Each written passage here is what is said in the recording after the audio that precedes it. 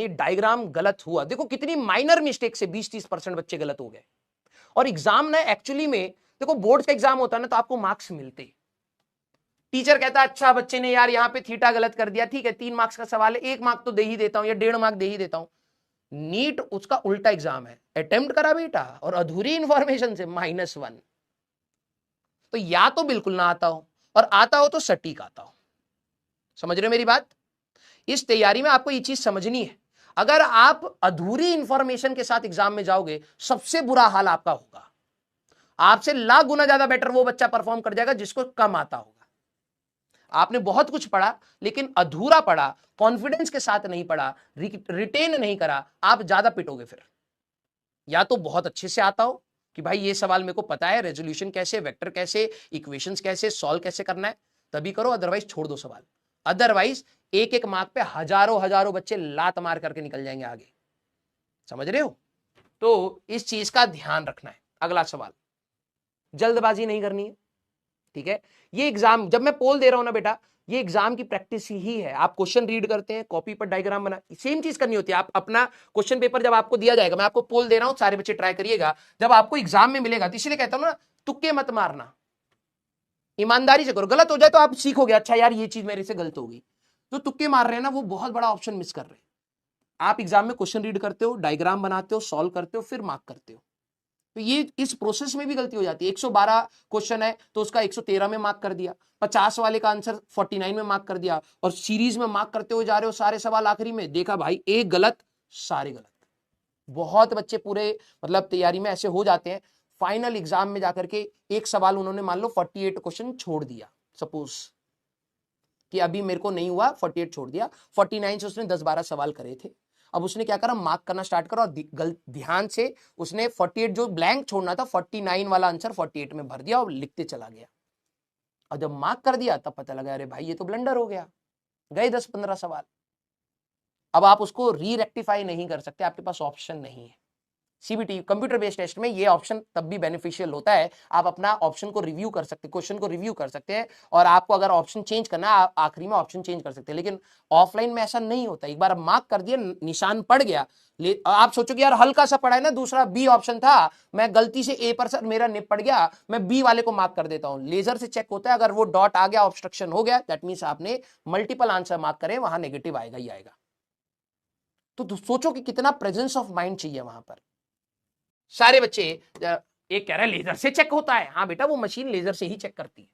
तेरे को क्या लग रहा है हर कोई बंदा टीचरों के जैसे वो ऑफिशियली वैसे चेक करता है? पागल इंसान, लाखों बच्चों का पेपर चेक होना है। मैं जब जेईई की तैयारी कर रहा था ना, मैं 3 चैप्टर छोड़ के गया था, रिडॉक्स, आयनिक और थर्मो यही 3।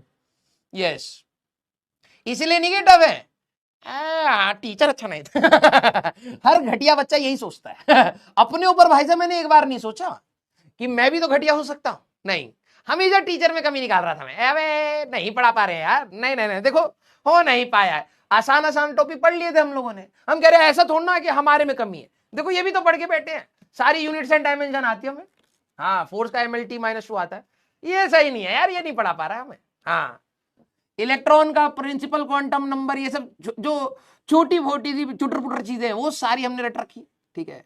तो अपने को कह रहे भाई हमें आती तो है चीजें, ये मॉलिक्यूलर ऑर्बिटल थ्योरी में ही टीचर अच्छा नहीं है, नहीं आसान टॉपिक पढ़ रखा है, कैथोड रे क्या होता है, फोटो इलेक्ट्रिक इफेक्ट क्या होता है, थ्योरी सारी रटी पड़ी है, ठीक है।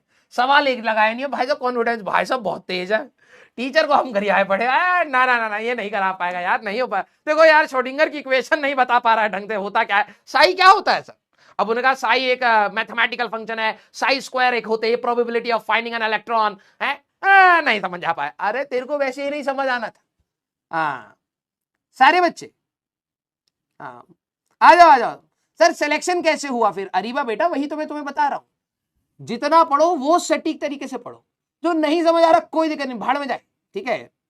पेपर टफ होने की यही खास बात है, ठीक है। जब तक नीट आसान आ रहा था ना तो प्रॉब्लम ये थी कि हर कोई सारे सवाल लगा रहा है, तो तुम्हें भी लगाने पड़ेंगे, पेपर टफ आएगा कुछ तो छोड़कर ही आना है, चिल हो गया है, यस मैं तो चाहता हूं भाई तुम्हारा पेपर बहुत ज्यादा टफ है, बहुत ज्यादा, 5 ही सवाल करने हैं 2 घंटे में आराम से बैठे हुए, मारेगा अभी चल के चला जा, टिक टिक टिक टिक टिक हो गया, हाँ ऐसा होना चाहिए पेपर, ज्यादा आसान हो जाता ना, ज्यादा टेंशन है भाई साहब, सारे कर रहे हैं भाई साहब। पता नहीं दुनिया कहती है नहीं पेपर टफ मत बनाओ, बच्चे पर स्ट्रेस हो रहा है। पेपर बहुत ज्यादा टफ बनाओ तब ज्यादा मजेदार है। 5 ही आते हैं, 2 घंटा आराम से सोया पड़ा है, मम्मी बाहर बैठ गया, हमारा बच्चा डॉक्टर बने, बच्चा खराटे मार रहा पेपर में, 5 ही सवाल आता है, सभी को वही करना है। यस, डिमिटिमिटेड फील हो रहा है।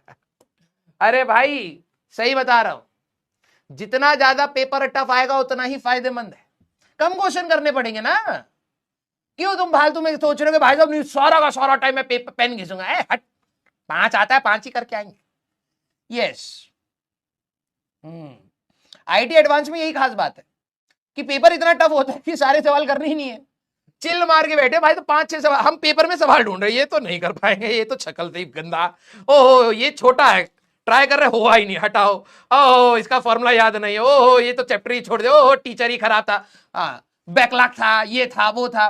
5 सवाल बचे पेपर में करने, 3-3 घंटे के 2 पेपर हो रहे हैं, 6 घंटे में हो जाएगा आराम से, और क्या इधर उधर टाकेंगे टूकेंगे, हो जाएगा। हाँ यस, ठीक है।